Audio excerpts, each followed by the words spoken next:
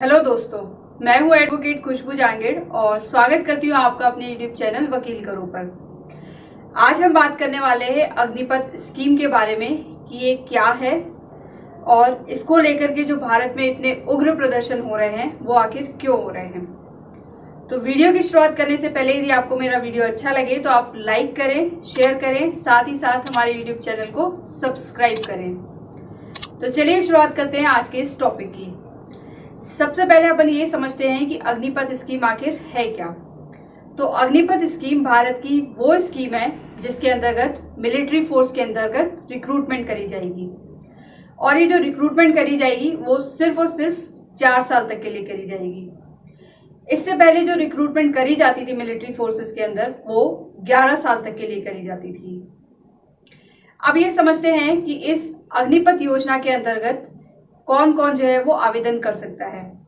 तो इसके अंतर्गत 17.5 साल से लेकर के 23 साल तक के व्यक्ति जो है वो आवेदन कर सकते हैं। जैसे कि मैंने पहले बताया कि इसका जो कार्यकाल रहेगा, इसका जो ड्यूरेशन रहेगा अग्निपथ योजना के अंतर्गत वो सिर्फ और सिर्फ 4 साल तक के लिए रहेगा। इस 4 साल के अंतर्गत उन्हें पहले 6 महीने की जो है ट्रेनिंग दी जाएगी। उसके बाद में जो है 3.5 साल तक के लिए इनको जो है मिलिट्री फोर्स के अंतर्गत अपनी सर्विस देनी होगी। इन 4 साल के दौरान इनको जो है वो सैलरी कुछ इस प्रकार दी जाएगी। पहले साल में जो है उन्हें 30,000 रुपये दिए जाएंगे। दूसरे साल में जो है वो 33,000 रुपये इनकी सैलरी रहेगी। तीसरे साल में जो है वो 36,500 और चौथे साल में जो है वो 40,000 रुपये दिए जाएंगे। इन 4 सालों के अंतर्गत जो है इनकी सैलरी से कुछ अमाउंट डिडक्ट किया जाएगा और साथ में जो है उतना ही अमाउंट गवर्नमेंट अपनी तरफ से ऐड करके 4 साल के बाद में जब मिलिट्री फोर्स से उस सैनिक का रिटायरमेंट होगा तो उसे 11 लाख रुपए दिए जाएंगे।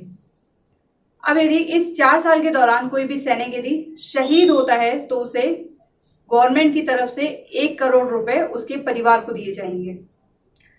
अब 4 साल के बाद में जो इनका रिटायरमेंट होगा वो इस प्रकार होगा कि रिक्रूट करे गए 100% सैनिकों में से 75% जो सैनिक होंगे सिर्फ उन्हीं का ही जो है रिटायरमेंट होगा। बाकी के बचे हुए 25% सैनिकों को वहीं पर रखा जाएगा। अब इन 75% का जो रिटायरमेंट होगा वो इस प्रकार होगा कि मिलिट्री उन 4 साल के दौरान ये देखेगी कि उसकी मेंटल एबिलिटी और फिजिकल एबिलिटी कितनी ज्यादा स्ट्रांग है। तो उनकी एबिलिटी के अकॉर्डिंग ही जो है वो 25% सैनिकों को वहां पर मिलिट्री के अंदर रखा जाएगा। बाकी के 75% को जो है वहां से रिटायरमेंट दे दिया जाएगा। अब ये समझते हैं कि भारत में आखिर इस अग्निपथ योजना को लेकर के इतने उग्र प्रदर्शन क्यों हो रहे हैं। तो यहाँ पर जो है सब लोग यही सोच रहे हैं कि 4 साल के बाद में जब वो रिटायर होंगे तो ना तो उनके पास में कोई जॉब रहेगी और ना ही उन्हें कोई जो है गवर्नमेंट पेंशन फैसिलिटी दे रही है, ना ही उन्हें कोई हेल्थ केयर बेनिफिट प्रोवाइड करे जा रहे हैं और ना ही कोई अदर गवर्नमेंट फैसिलिटीज दी जा रही है। लेकिन ये कहाँ तक सही है कि जो पर्सन मिलिट्री में जाना चाहते हैं, देश की सेवा करना चाहते हैं, वही पर्सन जो है सड़कों पर उतर करके इस तरीके से उग्र आंदोलन कर रहे हैं जिससे जो है गवर्नमेंट की प्रॉपर्टी को नुकसान पहुंच रहा है। यदि कोई पर्सन इस स्कीम से खुश नहीं है तो वो आराम से जो है गवर्नमेंट तक अपनी बातों को रख सकता है, आराम से जो है आंदोलन कर सकते हैं, प्रदर्शन कर सकते हैं। लेकिन इस तरीके से उग्र होकर के किसी भी गवर्नमेंट प्रॉपर्टी को नुकसान पहुंचाना, जरा सोच के देखिए ये कहां तक सही है। तो चलिए अब डिस्कस करते हैं इस अग्निपथ योजना के अंतर्गत क्या क्या जो है बेनिफिट्स हैं। तो सबसे पहला बेनिफिट यहाँ पर ये है कि जो 17 साल से लेकर के 20 साल तक का पर्सन होता है वो ज्यादातर इन्वॉल्व होता है किसी ना किसी क्राइम में, या फिर वो जो है सारा दिन बैठे रहते हैं अपने फोन के पास में। तो जब यदि वो इतनी यंग एज में इस मिलिट्री फोर्स को ज्वाइन करेंगे तो यहाँ पर बेनिफिट ये होगा कि उनकी फिजिकल ग्रोथ होगी, उनकी मेंटल ग्रोथ होगी, साथ ही साथ जो है वो इकोनॉमिकली भी स्ट्रांग होंगे। तो इस स्कीम के अंतर्गत समझते हैं सेकंड बेनिफिट को। जनरली क्या होता है कि जो 20 से 25 साल का नौजवान युवक होता है वो इकोनॉमिकली इतना स्ट्रांग नहीं होता है, लेकिन इस मिलिट्री फोर्स को ज्वाइन करने के बाद में जब वो 4 साल के बाद रिटायरमेंट लेगा तो उसे जो है गवर्नमेंट 11 लाख रुपए का अमाउंट देगी। उस 11 लाख रुपए के अमाउंट से वो अपना नया बिजनेस स्टार्ट कर सकता है, या फिर यदि वो कुछ स्टडी करना चाहता है तो वो फर्दर स्टडी भी कर सकता है।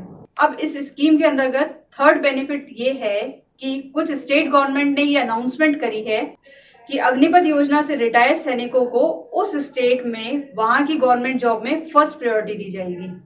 अब मान लीजिए कि जो करंट में पुलिस फोर्स है उसमें 70% पुलिस फोर्स अनहेल्दी है, इसलिए अनहेल्दी होने के कारण वो एक्टिवली परफॉर्म नहीं कर पाती है।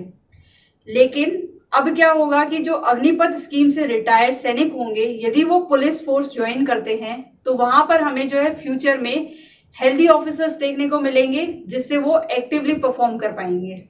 अब इस स्कीम के अंतर्गत चौथा बेनिफिट और सबसे इम्पोर्टेंट बेनिफिट ये है कि जब 40 से 50 हजार सैनिक जब रिटायर होंगे तो यहाँ पर जो है एक हेल्दी यूथ बनेगा। इसके साथ ही यदि कोई फ्यूचर में इंटरनल वॉर होती है या कोई एक्सटर्नल वॉर होती है तो हमारे पास में एक ट्रेन्ड मिलिट्री फोर्स रहेगी जो फ्यूचर में हमें बेनिफिट देगी। लेकिन इस अग्निपथ योजना से रिलेटेड बहुत सारी जो है PIL लगाई गई है। उन PIL में ये कहा गया है कि इस योजना को जो है वापस लिया जाए, क्योंकि ये योजना जो है वो यूथ के बेनिफिट के लिए नहीं है। तो इस PIL की जो सुनवाई है वो अभी सुप्रीम कोर्ट में पेंडिंग है। इन फ्यूचर कुछ भी अपडेट आता है इससे रिलेटेड तो वो मैं आपको अपनी वीडियो में देती रहूंगी। तो मिलते हैं अगली वीडियो में, तब तक के लिए जय हिंद।